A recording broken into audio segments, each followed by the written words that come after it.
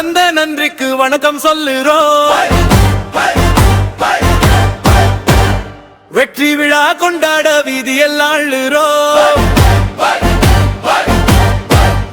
இது மக்கள் தந்த சக்தி, இந்த மண்ணு தந்த பக்தி. விஜய் அண்ணன் வந்தாச்சு, இனி நாளை எல்லாம் முக்தி.